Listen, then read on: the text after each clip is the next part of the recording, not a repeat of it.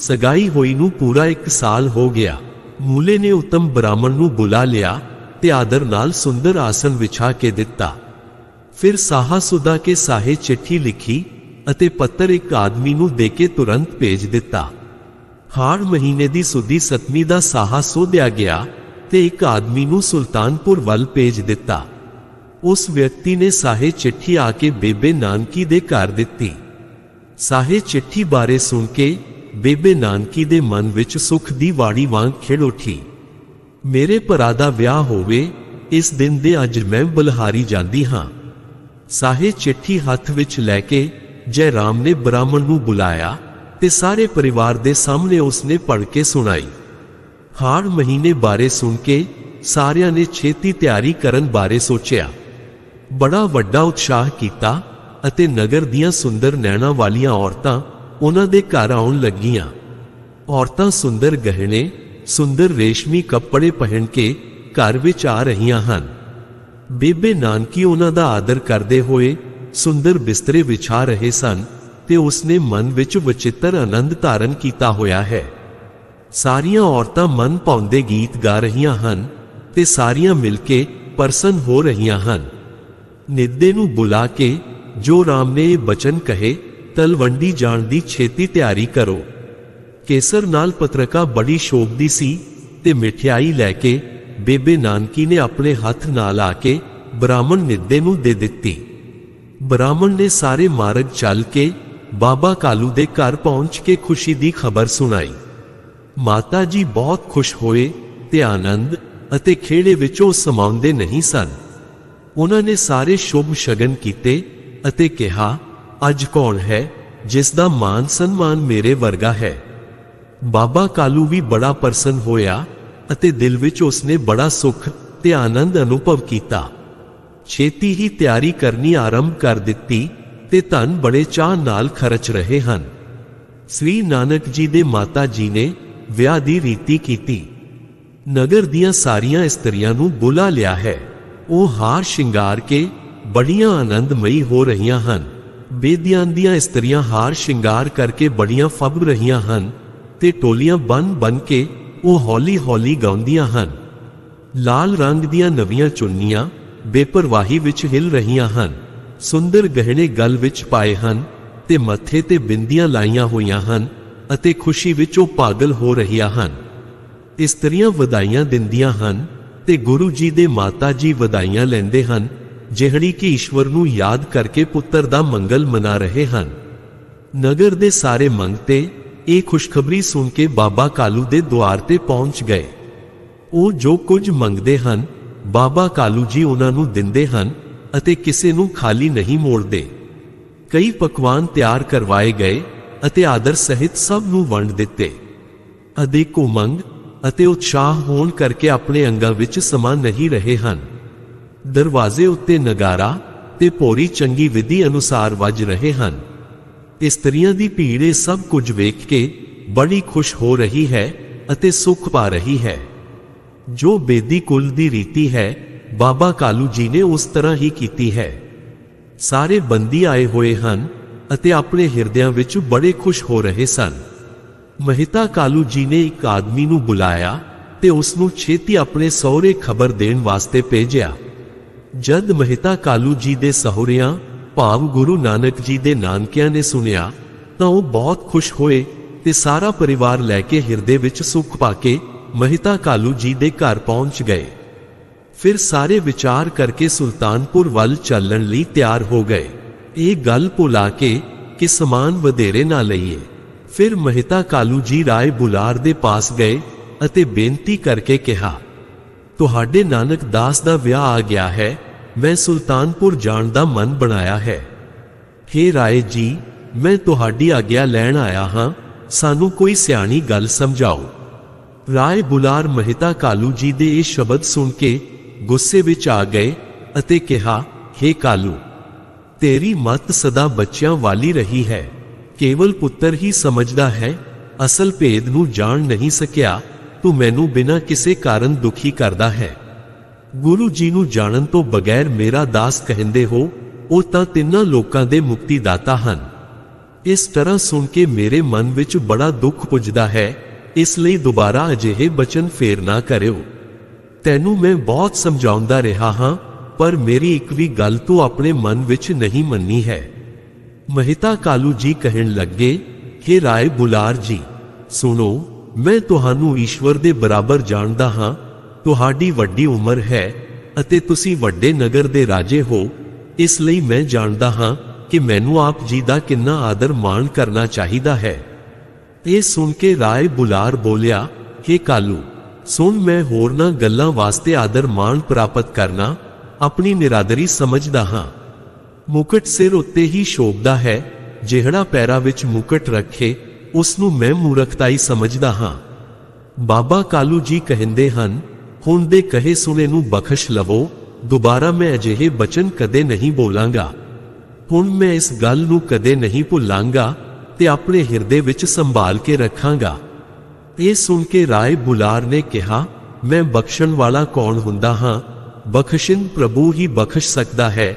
ਤੇਰੇ ਘਰ ਵਿੱਚ ਨਾਨਕ ਤੇਰਾ ਪੁੱਤਰ ਹੀ ਨਾ ਬਖਸ਼ਣ ਵਾਲਿਆਂ ਨੂੰ ਵੀ ਬਖਸ਼ ਸਕਦਾ ਹੈ।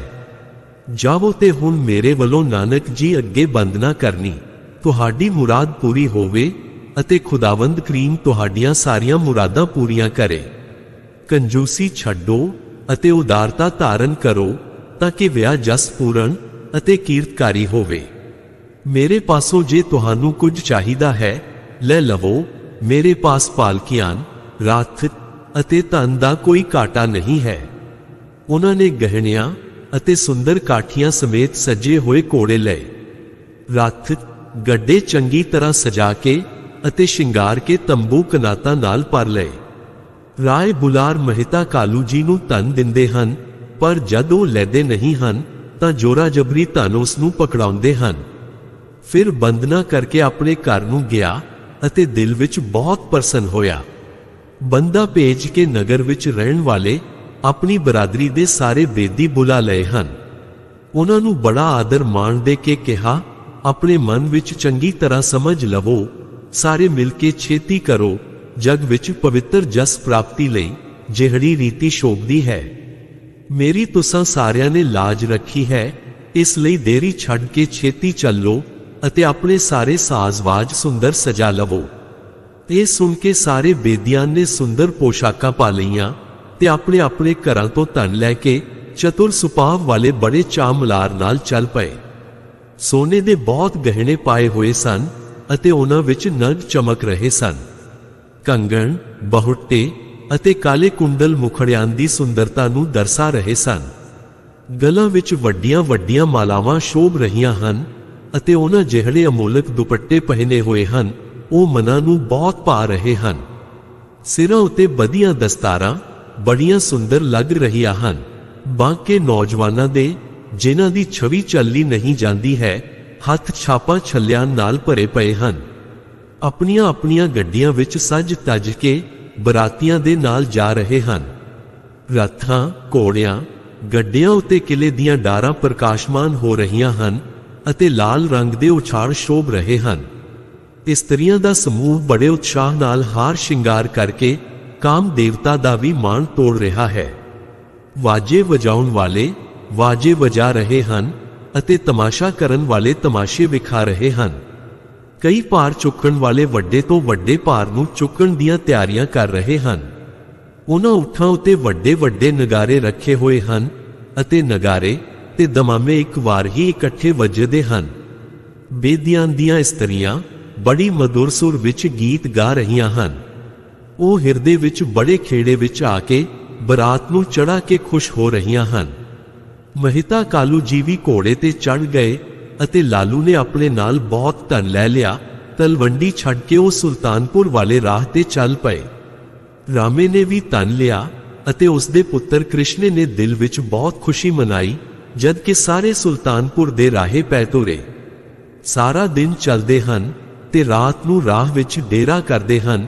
ਇਸ ਤਰ੍ਹਾਂ ਚਲਦੇ ਚਲਦੇ ਬੇਬੇ ਨਾਨਕੀ ਦੇ ਘਰ ਪਹੁੰਚ ਗਏ ਹਨ। ਮੱਛੀ ਵਾਂਗ ਆਨੰਦ ਦੇ ਸਮੁੰਦਰ ਗੁਰੂ ਨਾਨਕ ਜੀ ਨੂੰ ਮਿਲ ਕੇ ਸਾਰੇ ਹੀ ਆਪਣੇ ਹਿਰਦਿਆਂ ਵਿੱਚ ਬਹੁਤ ਖੁਸ਼ ਹੋਏ। ਆ ਕੇ ਜੈ ਰਾਮ ਨੇ ਸਾਰਿਆਂ ਦਾ ਆਦਰ ਕੀਤਾ ਅਤੇ ਚੋਰਾ ਕਰਵਾ ਕੇ ਸਾਰਿਆਂ ਨੂੰ ਯਥਾ ਯੋਗ ਸਥਾਨ ਰਹਿਣ ਵਾਸਤੇ ਦਿੱਤਾ। ਬਾਬਾ ਕਾਲੂ ਜੀ ਪੁੱਤਰੀ ਪਾਸ ਜਾ ਕੇ ਸੁਖ ਸਹਿਤ ਮਿਲਿਆ ਤੇ ਨੌਕਰ ਪਾਸੋਂ ਮਿਠਾਈ ਮੰਗਵਾ ਕੇ ਦਿੱਤੀ। ਸਾਰਿਆਂ ਨੇ ਆਪਣਾ ਸਮਾਨ ਸੰਭਾਲ ਕੇ ਬੰਨ ਕੇ ਰੱਖ ਲਿਆ ਤੇ ਸਾਰੀਆਂ ਪੈੜਾਂ ਗੱਡਿਆਂ ਉੱਤੇ ਰੱਖ ਲਈਆਂ। ਪਰਮਾਨੰਦ ਵੀ ਆ ਕੇ ਮਿਲਿਆ ਅਤੇ ਸਭ ਦਾ ਹਾਲ ਚਾਲ ਪੁੱਛਿਆ ਅਤੇ ਸਾਰਿਆਂ ਨੂੰ ਠੀਕ ਠਾਕ ਵੇਖ ਕੇ ਬਹੁਤ ਖੁਸ਼ ਹੋਇਆ। ਸੁੱਖਾਂ ਦੇ ਦਾਤੇ ਗੁਰੂ ਜੀ ਭਾਵ ਜਗਤ ਦੇ ਬੰਧਨ ਕੱਟਣ ਵਾਲੇ ਨੇ ਜਦ ਆਪਣੇ ਕੰਨਾਂ ਨਾਲ ਸੁਣਿਆ ਤਾਂ ਉੱਥੇ ਆਏ ਤੇ ਆ ਕੇ ਦੋਵੇਂ ਹੱਥ ਜੋੜ ਕੇ ਸਿਰ ਨਿਵਾ ਕੇ ਪੈਰਾਂ ਨੂੰ ਹੱਥ ਲਾਏ। ਮਹਿਤਾ ਕਾਲੂ ਜੀ ਨੇ ਉਸ ਵੇਲੇ ਆਪਣੀ ਹਿੱਕ ਨਾਲ ਲਾ ਲਿਆ ਤੇ ਬੜੇ ਪਿਆਰ ਨਾਲ ਆਪਣੇ ਗਲ ਨਾਲ ਲਾਇਆ। ਬਾਕੀ ਸਾਰੇ ਬੇਦੀ ਵੀ ਆ ਕੇ ਮਿਲੇ ਤੇ ਗੁਰੂ ਜੀ ਨੂੰ ਮਿਲ ਕੇ ਬਹੁਤ ਸੁਖੀ ਹੋਏ। ਸਾਰੇ ਹੀ ਵੇਖ ਕੇ ਕਹਿ ਰਹੇ ਹਨ ਕਿ ਬੇਦੀਆਂ ਦੀ ਸ਼੍ਰੋਮਣੀ ਕੁਲ ਵਿੱਚ ਉਹ ਸਭ ਤੋਂ ਸੋਹਣੇ ਸੁੰਦਰ ਜਵਾਨ ਸਨ ਜਿਸ ਦਾ ਜਸ ਦੇਸ਼ ਵਿੱਚ ਦੂਰ ਦੂਰ ਤੱਕ ਫੈਲਿਆ ਹੋਇਆ ਹੈ। ਗੁਰੂ ਜੀ ਦਾ ਜਿੰਨਾ ਵੀ ਧਨ ਜੈ ਰਾਮ ਪਾਸ ਪਿਆ ਸੀ ਉਹਨਾਂ ਨੇ ਸਾਰਾ ਲਿਆ ਕੇ ਆਪਣੇ ਸਹੁਰੇ ਕਾਲੂ ਜੀ ਨੂੰ ਦੇ ਦਿੱਤਾ। ਉਸ ਤੋਂ ਬਾਅਦ ਜੈ ਰਾਮ ਨੇ ਲੇਖੇ ਦੀ ਸਾਰੀ ਕਹਾਣੀ ਸੁਣਾਈ। ਦਿਲ ਵਿੱਚ ਬਹੁਤ ਖੁਸ਼ ਹੋ ਕੇ ਫਿਰ ਮਹਿਤਾ ਕਾਲੂ ਜੀ ਨੇ ਬਚਨ ਕੀਤੇ, ਖਰਚਣ ਦਾ ਹੁਣ ਠੀਕ ਸਮਾਂ ਆ ਗਿਆ ਹੈ। ਚੰਗਾ ਹੋਇਆ ਇਸਨੇ ਬਹੁਤ ਧਨ ਇਕੱਠਾ ਕੀਤਾ ਹੈ। ਹੋਰ ਅਸਲ ਭੇਦ ਨਹੀਂ ਜਾਣਦੇ ਸਨ ਕਿ ਗੁਰੂ ਜੀ ਨੂੰ ਤਾਂ 1 ਰੁਪਏ ਦੀ ਵੀ ਲਾਲਸਾ ਨਹੀਂ ਹੈ। ਇਸ ਤਰ੍ਹਾਂ ਉਹ ਜਗਤ ਦੇ ਕਰਤਾ ਧਰਤਾ ਦੀ ਪਹਿਚਾਣ ਨਾ ਕਰ ਸਕੇ। ਮਰਦਾਂ ਨੂੰ ਕਈ ਪ੍ਰਕਾਰ ਦੇ ਭੋਜਨ ਕਰਵਾ ਕੇ ਫਿਰ ਇਸਤਰੀਆਂ ਦੀ ਪੰਗਤ ਲਵਾ ਦਿੱਤੀ ਤਾਂ ਕਿ ਉਹ ਵੀ ਭੋਜਨ ਛਕ ਲੈਣ ਅਤੇ ਫਿਰ ਅਮੀਰਾਂ ਗਰੀਬਾਂ ਨੂੰ ਭੋਜਨ ਕਰਵਾਇਆ। ਸਾਰੇ ਬੜਾ ਸੁਖ ਮੰਨ ਕੇ ਭੋਜਨ ਖਾਂਦੇ ਸਨ। ਜਿੰਨੇ ਵੀ ਹੋਰ ਜਾਤੀਆਂ ਦੇ ਲੋਕ ਸਨ ਉਹਨਾਂ ਦੇ ਘਰ ਘਰ ਨੌਕਰਾਂ ਨੂੰ ਭੇਜਿਆ ਗਿਆ ਤਾਂ ਕਿ ਉਹ ਹਰ ਅਮੀਰ ਗਰੀਬ ਨੂੰ ਭੋਜਨ ਖਾਣ ਵਾਸਤੇ ਬੁਲਾ ਕੇ ਲਿਆਉਣ। ਸਾਰਿਆਂ ਨੂੰ ਬਹੁਤ ਉਤਸ਼ਾਹਿਤ ਕੀਤਾ। ਇਸ ਤਰ੍ਹਾਂ ਆਪਣਾ ਬਹੁਤ ਵੱਡਾ ਜਸ ਵਧਾਇਆ ਜਿਹੜਾ ਸਾਰੇ ਸੁਲਤਾਨਪੁਰ ਸ਼ਹਿਰ ਵਿੱਚ ਛਾ ਗਿਆ। ਬਹੁਤ ਮਿੱਠੇ ਪਕਵਾਨਾਂ ਨੂੰ ਮਰਦਾਂ ਦੇ ਸਿਰਾਂ ਤੇ ਰਖਵਾ ਕੇ ਜੈ ਰਾਮ ਜੀ ਨਵਾਬ ਦੌਲਤ ਖਾਨ ਨੂੰ ਦੇਣ ਵਾਸਤੇ ਉਹਨਾਂ ਦੇ ਘਰ ਗਏ। ਆਨੰਦ ਖੇੜੇ ਨੂੰ ਰੱਖ ਕੇ ਨਵਾਬ ਨੇ ਮੁਖ ਤੋਂ ਕਿਹਾ, ਜਿਸ ਚੀਜ਼ ਦੀ ਵੀ ਲੋੜ ਹੋਵੇ ਮੇਰੇ ਆਦਮੀਆਂ ਪਾਸੋਂ ਲੈ ਲਵੋ। ਫਿਰ ਇਸਤਰੀਆਂ ਨੇ ਗੁਣਵਾਨ, ਕਮਲ ਨੈਣ ਅਤੇ ਜਿਨ੍ਹਾਂ ਦੇ ਅੱਖ ਦੇ ਕੋਨੇ ਨੂੰ ਦੇਖ ਕੇ ਮੋਹਿਤ ਹੋ ਰਹੀਆਂ ਸਨ ਘਰ ਵਿੱਚ ਬਿਠਾ ਕੇ ਵਟਣਾ ਮਲਿਆ ਅਤੇ ਬੜੇ ਮਾਣ ਨਾਲ ਵਿਹੜੇ ਵਿੱਚ ਬੈਠ ਕੇ ਉਹਨਾਂ ਸੁੰਦਰ ਗੀਤ ਗਾਏ। ਵੱਡੀਆਂ ਵਡਭਾਗਣਾ ਸੁਹਾਗਣਾ ਵਿਹੜੇ ਵਿੱਚ ਬਹਿ ਕੇ ਬੇਦੀ ਕੁਲ ਦੇ ਸੂਰਜ ਭਾਵ ਗੁਰੂ ਜੀ ਨੂੰ ਵਟਣਾ ਮਲ ਰਹੀਆਂ ਸਨ। ਉਸ ਦੇ ਬਾਅਦ ਇਸ਼ਨਾਨ ਕਰਵਾਇਆ, ਗਰੀਬਾਂ ਨੂੰ ਬਹੁਤ ਦਾਨ ਦਿੱਤਾ। ਗੁਰੂ ਜੀ ਆਸਨ ਤੇ ਬੈਠੇ ਹਨ। ਪੀਲਾ ਦੁਪੱਟਾ ਸੋਭ ਰਿਹਾ ਹੈ ਅਤੇ ਸ਼ੁਭ ਹੱਥਾਂ ਤੇ ਕੰਗਣ ਪਹਿਨੇ ਹੋਏ ਹਨ। ਸੁੰਦਰ ਗਹਿਣੇ ਸਰੀਰ ਤੇ ਬਹੁਤ ਸਜ ਰਹੇ ਹਨ ਅਤੇ ਹੱਥਾਂ ਦੀਆਂ ਉਂਗਲੀਆਂ ਵਿੱਚ ਮੁੰਦਰੀਆਂ ਅਤੇ ਛਾਪਾਂ ਛੱਲਿਆਂ ਨਾਲ ਸਜ ਰਹੀਆਂ ਹਨ। ਸਿਰ ਤੇ ਬੰਨੀ ਦਸਤਾਰ ਬੜੀ ਸੁੰਦਰ ਫੱਬ ਰਹੀ ਹੈ। ਵਿਹੜੇ ਵਿੱਚ ਖੜੀਆਂ ਇਸਤਰੀਆਂ ਦੇਖ ਰਹੀਆਂ ਹਨ। ਮੁਕਤੀ ਦਾਤੇ ਅਤੇ ਆਨੰਦ ਦਾਤੇ ਦਾ ਮੁਖੜਾ ਕਲੰਕ ਰਹਿਤ ਚੰਦ ਵਾਂਗ ਸੁੰਦਰ ਲੱਗ ਰਿਹਾ ਸੀ। ਲਾਲ ਪੰਨੇ ਤੇ ਸੋਹਣੇ ਹੀਰੇ ਦਮਕਾ ਮਾਰ ਰਹੇ ਹਨ। ਗੁਰੂ ਜੀ ਦੀ ਸੁੰਦਰਤਾ ਦੇਖ ਕੇ ਲੋਕ ਆਪਣੀ ਸੁੱਧ ਬੁੱਧ ਖੋ ਬੈਠੇ ਸਨ। ਸਾਰੇ ਇਸ ਤਰ੍ਹਾਂ ਟਿਕਟਿਕੀ ਲਾ ਕੇ ਵੇਖ ਰਹੇ ਸਨ ਕਿ ਕਿਸੇ ਦੀ ਨਜ਼ਰ ਪਰੇ ਨਹੀਂ ਹਟਦੀ ਹੈ। ਉਸ ਮਰਦ ਦੀਆਂ ਤਾਂ ਸਾਰੀਆਂ ਵਿਪਤਾਵਾਂ ਹੀ ਦੂਰ ਹੋ ਗਈਆਂ ਜਿਸ ਨੇ ਵੀ ਗੁਰੂ ਜੀ ਦੀ ਸੂਰਤ ਇੱਕ ਵਾਰ ਆਪਣੇ ਮਨ ਵਿੱਚ ਵਸਾ ਲਈ। ਗੁਰੂ ਜੀ ਦੇ ਅੰਗਾਂ ਵਿੱਚ ਸੁਖ ਦੀ ਸ਼ੋਭਾ ਭਰਪੂਰ ਹੈ ਅਤੇ ਉਹਨਾਂ ਦੇ ਬਚਨਾਂ ਵਿੱਚ ਜਗਤ ਦੀ ਕੋਮਲਤਾ ਭਰੀ ਪਈ ਹੈ। ਛੋਟੇ ਨਗਾਰੇ ਦਰਵਾਜ਼ੇ ਵਿੱਚ ਰੱਖੇ ਵੱਜ ਰਹੇ ਸਨ ਅਤੇ ਮੰਗਤੇ ਆਉਂਦੇ ਜਾਂਦੇ ਦਾਨ ਲੈ ਰਹੇ ਸਨ। ਪੁੱਤਰ ਦੀ ਵਿਸ਼ਾਲ ਕਮਾਈ ਨੂੰ ਵੇਖ ਕੇ ਮਹਿਤਾ ਕਾਲੂ ਜੀ ਦਾ ਹਿਰਦਾ ਬਹੁਤ ਖੁੱਲ੍ਹ ਦਿਲਾ ਹੋ ਗਿਆ ਹੈ ਅਤੇ ਉਹ ਬਹੁਤ ਦਾਨ ਦੇ ਰਹੇ ਹਨ। ਕਲੋਨ ਤਾਂ ਕੇ ਰਾਗ ਗਾ ਰਹੇ ਹਨ ਤੇ ਮੂੰਹ ਮੰਗਿਆ ਦਾਨ ਪ੍ਰਾਪਤ ਕਰ ਰਹੇ ਸਨ। ਇਸ ਤਰ੍ਹਾਂ ਖੁਸ਼ੀ ਭਰਿਆ ਉਤਸ਼ਾਹ ਮਨਾਇਆ ਜਾ ਰਿਹਾ ਹੈ। ਪਾਵਨ ਮੰਗਲ ਬੜਾ ਸ਼ੋਭ ਰਿਹਾ ਹੈ ਅਤੇ ਭੱਟ ਬੜੇ ਪ੍ਰੇਮ ਨਾਲ ਗੁਰੂ ਜੀ ਦੇ ਗੁਣਾਂ ਦਾ ਗਾਇਨ ਕਰ ਰਹੇ ਹਨ। ਬੇਦੀਆਂ ਦੀ ਸਭਾ ਲੱਗੀ ਹੋਈ ਹੈ ਅਤੇ ਨਟ ਨਵੀਆਂ ਧੁਨਾਂ ਕੱਢ ਕੇ ਅਲਾਪ ਕਰ ਰਹੇ ਹਨ। ਹਿਰਦੇ ਵਿੱਚ ਬੜੇ ਖੁਸ਼ ਹੋ ਕੇ ਬੇਦੀ ਬਖਸ਼ਿਸ਼ਾਂ ਦੇ ਰਹੇ ਹਨ ਅਤੇ ਮੰਗਤੇ ਦਾਨ ਪਾ ਕੇ ਬਹੁਤ ਪ੍ਰਸੰਨ ਹੋ ਰਹੇ ਹਨ। ਸਾਰੇ ਕਈ ਪ੍ਰਕਾਰ ਦੇ ਕੌਤਕ ਵੇਖ ਕੇ ਹਾਸ ਬਿਲਾਸ ਕਰ ਰਹੇ ਹਨ। ਸਾਰੀ ਬਰਾਤ ਬੜੀ ਸੁੰਦਰ ਲੱਗ ਰਹੀ ਹੈ ਅਤੇ ਉਹਨਾਂ ਦੇ ਪਹਿਨੇ ਹੋਏ ਜੜਾਊ ਗਹਿਣੇ ਸ਼ੋਭਾ ਪਾ ਰਹੇ ਹਨ। ਤਿਲੇ ਦਾ ਕੱਢਿਆ ਹੋਇਆ ਪੱਖਾ ਸਭ ਉੱਤੇ ਫੇਰਿਆ ਜਾ ਰਿਹਾ ਹੈ ਅਤੇ ਸਭ ਨੂੰ ਬਰਾਬਰ ਹਵਾ ਦੇ ਰਿਹਾ ਹੈ। ਸਾਰਿਆਂ ਨੇ ਪਸ਼ਮੀਨੇ ਦੇ ਕੱਪੜੇ ਦੀ ਬਣਾਈ ਪੋਸ਼ਾਕ ਪਹਿਨੀ ਹੋਈ ਹੈ ਅਤੇ ਸਭ ਨੂੰ ਉਹ ਸੁੰਦਰ ਲੱਗ ਰਹੀ ਹੈ। ਇੰਜ ਲੱਗ ਰਿਹਾ ਹੈ ਜਿਵੇਂ ਇੰਦਰ ਦੀ ਸਭਾ ਦੀ ਸ਼ੋਭਾ ਨੂੰ ਵੀ ਗੁਰੂ ਜੀ ਦੀ ਸਭਾ ਨੇ ਖੋਹ ਲਿਆ ਹੈ, ਭਾਵ ਇੰਦਰ ਦੀ ਸਭਾ ਨੂੰ ਵੀ ਮਾਤ ਪਾ ਗਈ ਹੈ। ਕਈ ਦਿਨ ਬੀਤੇ ਤੇ ਸਾਹਾ ਨੇੜੇ ਆ ਗਿਆ। ਫਿਰ ਸਾਰੇ ਬੇਦੀ ਕੁਲ ਦੇ ਦੀਪ ਵਿਆਉਣ ਜਾਣ ਦੀਆਂ ਤਿਆਰੀਆਂ ਕਰਨ ਲੱਗੇ। ਫਿਰ ਜੈ ਰਾਮ ਨਵਾਬ ਦੇ ਪਾਸ ਗਿਆ ਅਤੇ ਚੀਜ਼ਾਂ ਵਸਤਾਂ ਲੈਣ ਦੀ ਸਾਰੀ ਗਾਥਾ ਸੁਣਾਈ। ਉਸਨੇ ਅੰਬਾਰੀਆਂ ਸਮੇਤ ਹਾਥੀ ਅਤੇ ਸਵਾਰੀ ਲਈ ਘੋੜੇ ਦਿੱਤੇ। ਉਹ ਸਾਰੇ ਸੋਨੇ ਦੇ ਜੜਾਊ ਗਹਿਣਿਆਂ ਅਤੇ ਨਗਾਂ ਨਾਲ ਜੁੜੇ ਹੋਏ ਵੱਡੀ ਸ਼ੋਭਾ ਪਾ ਰਹੇ ਸਨ। ਉਸਨੇ ਤੰਬੂ ਕਨਾਤਾਂ ਨੂੰ ਚੁੱਕਣ ਵਾਸਤੇ ਊਠ ਵੀ ਦਿੱਤੇ। ਦੌਲਤ ਖਾਨ ਨੇ ਹਿਰਦੇ ਵਿੱਚ ਖੁਸ਼ ਹੋ ਕੇ ਆਪਣੇ ਮੋਦੀ ਨੂੰ ਜਾਣ ਕੇ ਕਿ ਉਸ ਦੇ ਨਾਲ ਹੀ ਉਸ ਦਾ ਜੱਗ ਵਿੱਚ ਜਸ ਹੈ, ਉਸ ਵੇਲੇ ਖਜ਼ਾਨੇ ਵਿੱਚੋਂ ਧਨ ਮੰਗਵਾ ਕੇ ਦਿੱਤਾ ਅਤੇ ਕਿਹਾ, ਚਿੱਤ ਵਿੱਚ ਪੂਰਨ ਉਦਾਰ ਚਿੱਤ ਹੋ ਕੇ ਜੰਸ ਕਰੋ। ਇਹ ਸਭ ਵਸਤਾਂ ਲੈ ਕੇ ਜੈ ਰਾਮ ਫੌਰਨ ਘਰ ਆ ਗਿਆ ਤੇ ਚੱਲਣ ਦੀ ਤਿਆਰੀ ਕਰ ਦਿੱਤੀ। ਆਪਣੀਆਂ ਆਪਣੀਆਂ ਅਸਵਾਰੀਆਂ ਸਜਾ ਕੇ ਅਤੇ ਤਿਆਰ ਕਰਕੇ ਉਹਨਾਂ ਤੇ ਸਵਾਰ ਹੋ ਗਏ। ਉਹਨਾਂ ਨੇ ਆਪਣੇ ਸਰੀਰ ਤੇ ਸੁੰਦਰ ਪੋਸ਼ਾਕ ਪਾਏ ਹੋਏ ਸਨ। ਲੌਕਿਕ ਵੈਦਿਕ ਰੀਤੀ ਕੀਤੀ ਅਤੇ ਨਗਰ ਦੇ ਸਾਰੇ ਚਤੁਰ ਲੋਕ ਉਹਨਾਂ ਨੂੰ ਮਿਲਣ ਵਾਸਤੇ ਆਏ ਅਤੇ ਇਸਤਰੀਆਂ ਸੁੰਦਰ ਗੀਤ ਗਾ ਰਹੀਆਂ ਸਨ। ਇੰਜ ਲੱਗ ਰਿਹਾ ਸੀ ਜਿਵੇਂ ਕੋਇਲਾਂ ਬੋਲਦੀਆਂ ਹਨ, ਇਸ ਤਰ੍ਹਾਂ ਦੇ ਸੁੰਦਰ ਗੀਤ ਗਾਏ ਜਾ ਰਹੇ ਸਨ। ਕਮਲ ਨੈਣ ਬੰਤਨਾਂ ਤੋਂ ਮੁਕਤ ਕਰਨ ਵਾਲੇ ਗੁਰੂ ਜੀ ਦਾ ਰੂਪ ਵੇਖ ਵੇਖ ਕੇ ਮਨ ਹਰਿਆ ਜਾ ਰਿਹਾ ਹੈ। ਮੱਥੇ ਤੇ ਲਟਕਣ ਵਾਲਾ ਸਿਰਾ ਉਦਾਰ ਗੁਰੂ ਜੀ ਦੇ ਮੱਥੇ ਤੇ ਲਟਕ ਰਿਹਾ ਹੈ ਅਤੇ ਸੋਨੇ ਦੀ ਕਲਗੀ ਬੜੀ ਸ਼ੋਭਾ ਪਾ ਰਹੀ ਹੈ। ਸ਼ੋਭਾ ਦੇ ਸਿਰਮੌਰ ਦੇ ਸਿਰ ਤੇ ਚੌਰ ਝੁਲਦਾ ਵੇਖ ਕੇ ਨਰ ਨਾਰੀ ਦੌੜ ਦੌੜ ਕੇ ਆ ਰਹੇ ਹਨ ਅਤੇ ਬੜੀ ਭਾਰੀ ਭੀੜ ਹੁੰਦੀ ਜਾ ਰਹੀ ਹੈ। ਫਿਰ ਆਪਣੀ ਪਾਲਕੀ ਵਿੱਚ ਬੈਠ ਗਏ ਹਨ ਅਤੇ ਪੋਸ਼ਾਕ ਉੱਤੇ ਜੜੇ ਸੁੰਦਰ ਨਗ ਅਤੇ ਰਤਨ ਬੜੀਆਂ ਚਮਕਾਂ ਮਾਰ ਰਹੇ ਹਨ। ਸੁੰਦਰ ਹਾਥੀ ਜਿਹੜਾ ਲਾਲ ਰੰਗ ਦੀ ਅੰਬਾਰੀ ਨਾਲ ਸਜਿਆ ਸੀ, ਉਸ ਵਿੱਚ ਬਾਬਾ ਕਾਲੂ ਜੀ ਬੈਠ ਕੇ ਆਪਣੇ ਅੰਗਾਂ ਵਿੱਚ ਨਹੀਂ ਸਨ ਸਮਾ ਰਹੇ। ਲਾਲੂ ਵੀ ਹਾਥੀ ਤੇ ਚੜ ਗਿਆ। ਫਿਰ ਰਾਮਚੰਦ, ਕਾਹਨਾ, ਜਗਜੀਤ ਮਲ ਹਾਥੀਆਂ ਉੱਤੇ ਚੜ ਗਏ। ਜੱਟਮਲ, ਇੰਦਰ ਸੈਨ, ਨੰਦ ਲਾਲ ਆਦਿ ਕਾਮਦੇਵ ਵਰਗੀ ਸੁੰਦਰਤਾ ਦੇ ਘਰ ਰੱਥਾਂ ਤੇ ਚੜ ਕੇ ਸ਼ੋਭ ਰਹੇ ਸਨ। ਚੰਦਰਪਾਨ ਕੌਮਾ ਕੋਲ ਨੈਣ, ਸ਼ਿਵ ਲਾਲ, ਕਾਮਸੇਨ, ਮਾਨ ਚੰਦ ਬੜੇ ਮਾਨ ਨਾਲ ਖੁਸ਼ ਹੋ ਕੇ ਆਪਣੀਆਂ ਅਸਵਾਰੀਆਂ ਤੇ ਚੜ ਗਏ। ਪਰਮਾਨੰਦ ਅਤੇ ਜੈ ਰਾਮ ਵੀ ਆਪਣੇ ਵਾਹਣਾਂ ਤੇ ਚੜ ਗਏ। ਤਖਤ ਰਾਮ, ਜਗਰਾਏ ਅਤੇ ਅਰਜਨ ਚੰਦ ਆਪਣੀਆਂ ਅਸਵਾਰੀਆਂ ਤੇ ਚੜੇ ਬੜੀ ਸ਼ੋਭਾ ਪਾ ਰਹੇ ਹਨ। ਦੀਵਾਨੀ ਮਲ ਮੋਹਨ ਮਲ ਨੇ ਵੀ ਬੜੀ ਸ਼ੋਭਾ ਪਾਈ। ਲਖਪਤ ਰਾਏ ਅਤੇ ਜਾਦੂ ਰਾਏ ਸੁੰਦਰ ਘੋੜਿਆਂ ਤੇ ਚੜ ਪਏ। ਬੇਦਿਆਨ ਅਤੇ ਖੱਤਰੀਆਂ ਦੇ ਮੈਂ ਕਿੰਨੇ ਕੋ ਨਾਮ ਗਿਣਾਨ, ਸ਼ੁਭ ਅਤੇ ਸੁੰਦਰ ਪੋਸ਼ਾਕਾਂ ਪਾ ਕੇ ਆਪਣੀਆਂ ਚੰਚਲ ਵਾਹਣਾਂ ਤੇ ਜਾ ਚੜੇ ਸਨ। ਇੱਕ ਪਾਸੇ ਸੁੰਦਰ, ਚੰਚਲ ਅਤੇ ਚਾਲਾਕ ਘੋੜੇ ਸੋਹਣੇ ਗਹਿਣਿਆਂ ਨਾਲ ਸਜੇ ਹੋਏ ਚੱਲ ਰਹੇ ਸਨ। ਦੂਸਰੇ ਪਾਸੇ ਹਾਥੀ ਅੰਬਾਰੀਆਂ ਸਹਿਤ ਚੱਲ ਰਹੇ ਸਨ ਅਤੇ ਜਿਨ੍ਹਾਂ ਦੀਆਂ ਪੁੜਪੁੜੀਆਂ ਪਾਸ ਭਰੇ ਗੂੰਜ ਰਹੇ ਸਨ। ਇੱਕ ਪਾਸੇ ਪਾਲਕੀਆਂ ਅਤੇ ਰੱਥ ਲਾਈਨਾਂ ਵਿੱਚ ਚੱਲ ਰਹੇ ਸਨ, ਜਿਨ੍ਹਾਂ ਵਿੱਚ ਬੈਠੇ ਖੱਤਰੀ ਸੋਹਣੇ ਲੱਗ ਰਹੇ ਸਨ। ਇੱਕ ਪਾਸੇ ਊਂਠ ਅਤੇ ਗੱਡੇ ਚੱਲ ਰਹੇ ਸਨ ਅਤੇ ਖੁਸ਼ੀ ਭਰਿਆ ਬੜਾ ਉੱਚਾ ਸ਼ੋਰ ਹੋ ਰਿਹਾ ਸੀ। ਵੱਡੇ ਵੱਡੇ ਢੋਲ ਤੇ ਦਮਾਮੇ ਵੱਜ ਰਹੇ ਸਨ ਅਤੇ ਤੁਰੀਆ, ਡਫ, ਮੂਰਲੀਆਂ ਅਤੇ ਨਰਸਿੰਗੇ ਮਿੱਠੀਆਂ ਧੁਨਾਂ ਕੱਢ ਰਹੇ ਸਨ। ਝਾਂਜਰ, ਤੂੜੀ ਵੀ ਬਹੁਤ ਉੱਚੀ ਵੱਜ ਰਹੀ ਸੀ ਅਤੇ ਮੂੰਹ ਨਾਲ ਜਿਹੜਾ ਵੀ ਕੋਈ ਗੱਲ ਕਰਦਾ ਸੀ ਉਹ ਕਿਸੇ ਨੂੰ ਸੁਣਾਈ ਨਹੀਂ ਸੀ ਦਿੰਦੀ। ਕਈ ਵਿਅਕਤੀ ਅਨੇਕ ਪ੍ਰਕਾਰ ਦੀਆਂ ਝੰਡੀਆਂ ਲੈ ਕੇ ਸਭ ਦੇ ਅੱਗੇ ਅੱਗੇ ਜਾ ਰਹੇ ਹਨ। ਘਰ ਵਿੱਚ ਜੰਝ ਦੇ ਚੱਲਣ ਸਮੇਂ ਕਈ ਪ੍ਰਕਾਰ ਦੇ ਸ਼ੁਭ ਸ਼ਗਨ ਇਸ ਪ੍ਰਕਾਰ ਹੋਏ ਹਨ। ਪਾਣੀ ਦੇ 2 ਘੜੇ ਲੈ ਕੇ ਸੁਹਾਗਣ ਨਾਰੀਆਂ ਉੱਥੇ ਆ ਮਿਲੀਆਂ ਜਿੱਥੇ ਜਗਤ ਦੇ ਮਾਲਕ ਬੈਠੇ ਸਨ। ਕਾਂ ਸੱਜੇ ਪਾਸੇ ਬੋਲੇ ਸਨ ਅਤੇ ਹਿਰਨਾਂ ਦੀ ਡਾਰ ਖੱਬੇ ਪਾਸੇ ਵੱਲ ਨੂੰ ਦੌੜੀ ਸੀ। ਨਿਊਲ ਤੋਣਾ ਉੱਚੀਆਂ ਕਰ ਤੱਕਦੇ ਸਨ ਅਤੇ ਗਾਂ ਸਾਹਮਣੇ ਹੋ ਕੇ ਵੱਛੇ ਨੂੰ ਦੁੱਧ ਪਿਆਉਂਦੀ ਸੀ।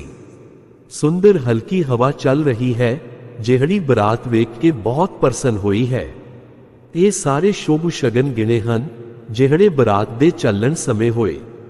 ਜੰਝ ਬੜਾ ਸੁੱਖ ਪਾ ਕੇ ਚੱਲ ਰਹੀ ਹੈ ਅਤੇ ਹਾਥੀਆਂ ਦੇ ਗਲਾਂ ਦੀਆਂ ਘੰਟੀਆਂ ਵੱਜ ਰਹੀਆਂ ਹਨ।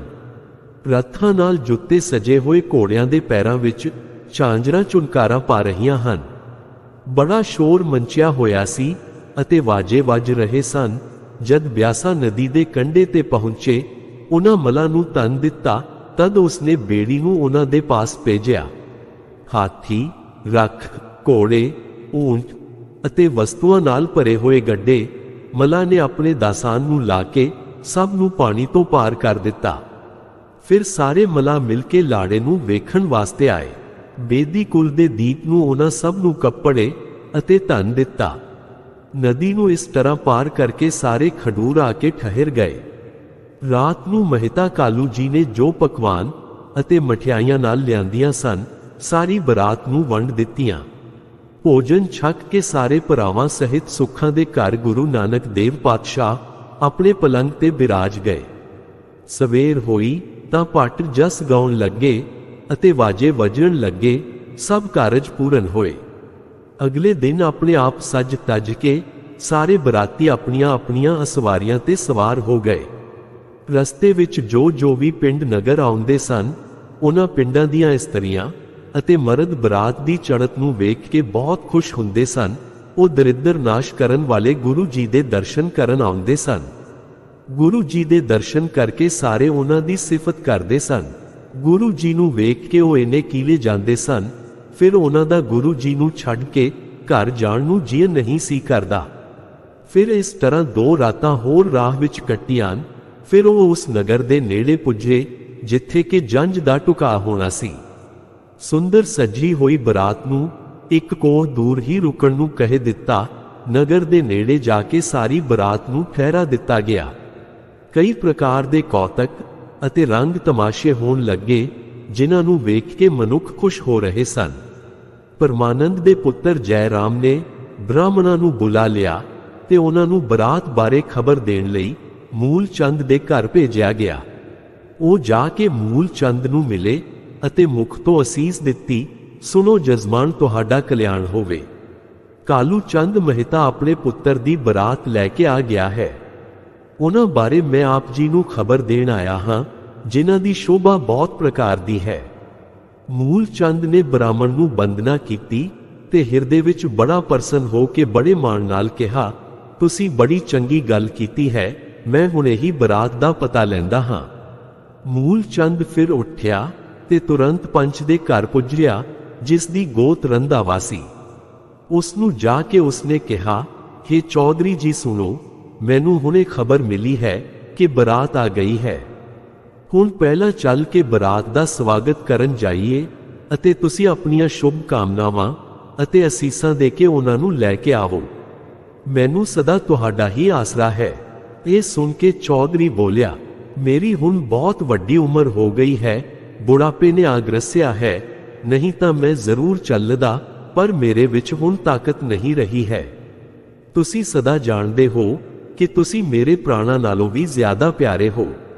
हे ਪੁੱਤਰ ਅਜਿੱਤੇ, ਤੂੰ ਇਹਨਾਂ ਦੇ ਨਾਲ ਜਾ ਤੇ ਭਲੀ ਪ੍ਰਕਾਰ ਬਰਾਤ ਨੂੰ ਲੈ ਕੇ ਆ ਜਾ। ਜੋ ਕਿ ਉਹ ਚਾਹੂੰ ਉਹਨਾਂ ਨੂੰ ਪਹੁੰਚਾ ਦੇਵੋ। ਤੁਸੀਂ ਉਹਨਾਂ ਦੇ ਪਾਸ ਰਹੋ ਜਾਂ ਮੂਲ ਚੰਦ ਨੂੰ ਉਹਨਾਂ ਪਾਸ ਰਹਿਣ ਦੇਵੋ। ਮੂਲ ਚੰਦ ਨੇ ਕਿਹਾ, ਸਾਡੀ ਲਾਜ ਹੁਣ ਤੁਹਾਡੇ ਹੱਥ ਹੈ। ਜਸ ਅਪਜਸ ਸ਼ੁਭ ਕਾਰਜ ਸਭ ਤੁਹਾਡੇ ਵੱਸ ਹੈ। 5 ਪਿੰਡਾਂ ਵਿੱਚ ਤੁਹਾਡਾ ਨਾਮ ਪ੍ਰਗਟ ਹੈ। ਮੈਂ ਤੁਹਾਡਾ ਪਟਵਾਰੀ ਹਾਂ, ਸਦਾ ਤੁਹਾਡੇ ਘਰ ਹੀ ਰਹਿੰਦਾ ਹਾਂ। 2 ਸ਼ਹਿਰਾਂ ਦੀ ਬੜੀ ਚੰਗੀ ਅਤੇ ਵੱਡੀ ਬਰਾਤ ਹੈ। ਮਹਿਤਾ ਕਾਲੂ ਅਤੇ ਪਰਮਾਨੰਦ ਦੀ ਸੈਨਾ ਘੋੜਿਆਂ ਅਤੇ ਹਾਥੀਆਂ ਤੇ ਆਈ ਹੈ। ਉਹ ਬਰਾਤ ਲੈ ਕੇ ਪਹੁੰਚ ਗਏ ਹਨ ਅਤੇ ਉਹਨਾਂ ਦੀ ਕੀਰਤੀ ਬੜੀ ਸ਼ੋਭਾ ਪਾ ਰਹੀ ਹੈ। ਉਹਨਾਂ ਦੀ ਭਿੰਨ ਭਿੰਨ ਰੰਗ ਢੰਗ ਦੀ ਸ਼ੋਭਾ ਵੇਖ ਕੇ ਦੇਵਤੇ ਵੀ ਮੋਹਿਤ ਹੋ ਰਹੇ ਹਨ।